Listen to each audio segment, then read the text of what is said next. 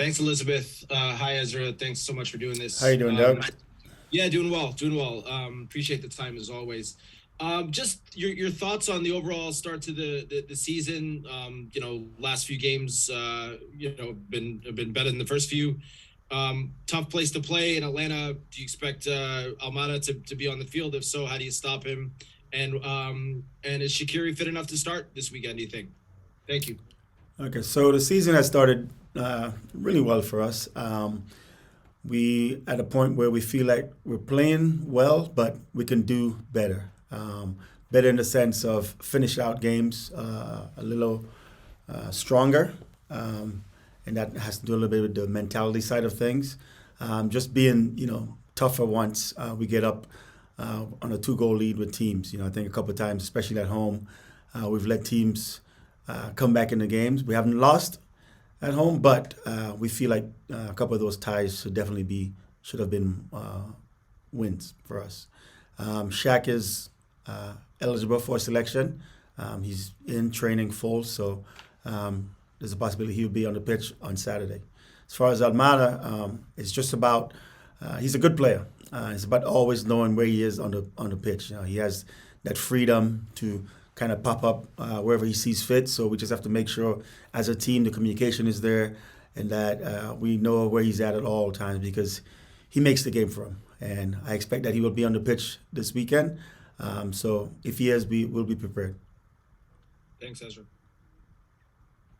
Thank you. Next, we'll go with Brian Sandalo from the Chicago Sun-Times.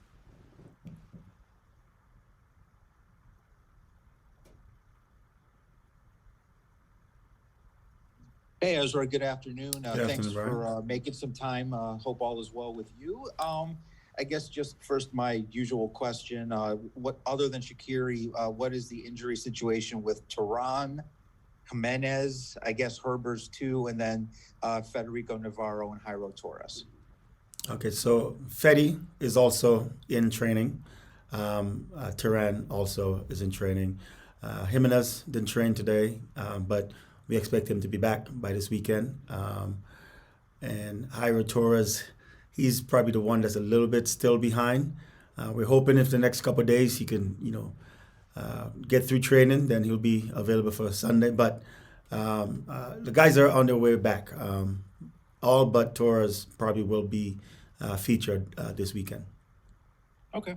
And then I guess moving on to another topic, the transfer window, I believe, closes Monday. Are you expecting any further additions coming in before the window closes? No, I don't think so. I think at this point, it'll probably be the summer window before we get some reinforcements. But it's as is. We don't really want to rush. We've tried to make some moves. A couple of things fell through. So at this late hour, unless something changes drastically, it'll probably be the summer window before we revisit the transfers.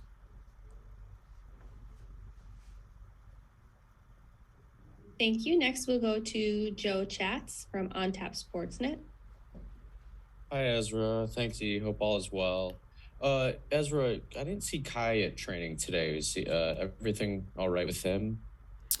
Yeah, so he is going through protocol right now, concussion protocol. I don't know if you remember in the game, he kind of hit the back of, I think it was Bedoya, possibly. But we expect him to be back in training in a couple of days. We just have to make sure that, everything is okay there with him. He doesn't have any symptoms or anything like that, so he's expected to be back probably by Friday training.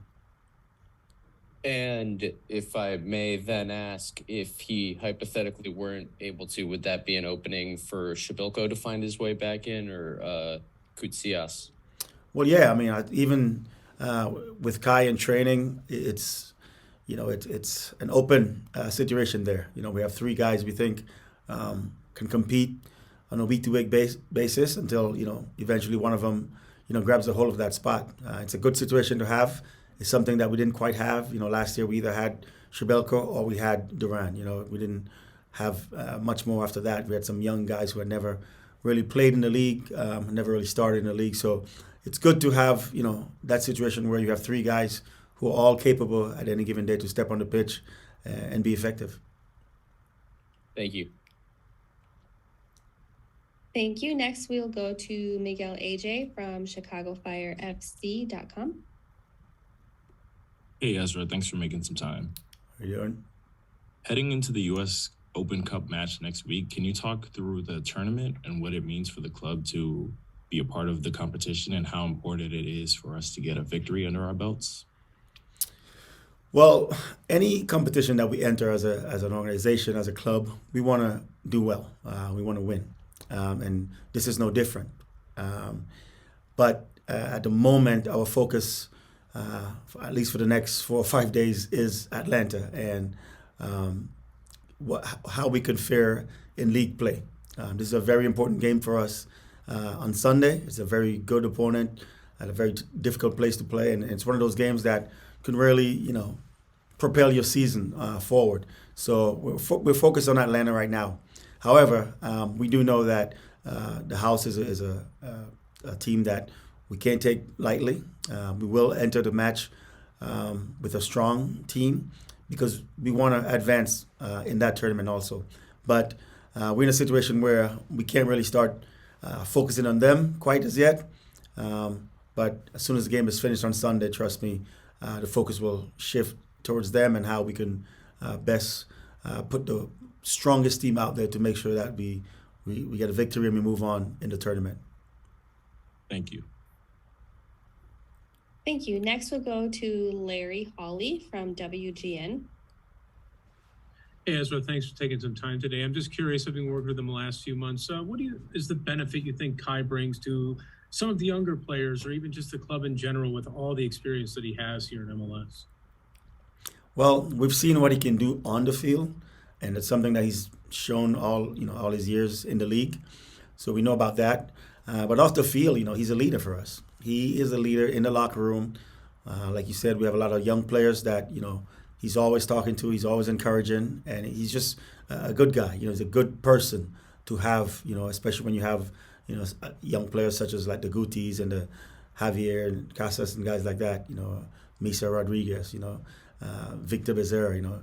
He's a guy that really puts their arm around those guys, and you always see him talking to them. Guti calls him grandpa, because that's a sign of respect. It's someone that's kind of been there, done that, and so off the field, he's an extension to the coaching staff as far as what he does in the locker room and helping on the field with the players, especially the young ones. Thank you. Thank you. Brian Sandola, we'll go back to you. Thank you. Just wondering, when Tehran went down Saturday, why you went to Kendall Burks instead of Wyatt Armsburg? Well, I think we discussed it on the bench, and we thought Kendall, probably a little more pacier, would probably be a better fit for us in that position. I think Carlos fits Rafa really well because he has some pace. He adds some pace to the back line when he's on there. So we thought, if we get Kendall on there, we'll get some of that. And we tried Wyatt the weekend before, and before that in Miami it was Kendall. So we've kind of rotated who we've called upon in those two as far as to enter the match to kind of close a game down or injury. So it's been kind of a rotating as far as those two goes. But the thought was, to get a more pacey guy out there because we knew Philly would start, coming on the attack more frequently. So that was the reasoning behind that. Okay. And is Wyatt completely healthy right now, coming off the foot surgery last year? Yes, he had a bit of a tightness, upper leg tightness, but he's doing well and he's playable. There's no issues with him as far as health wise not playing. Okay, thank you.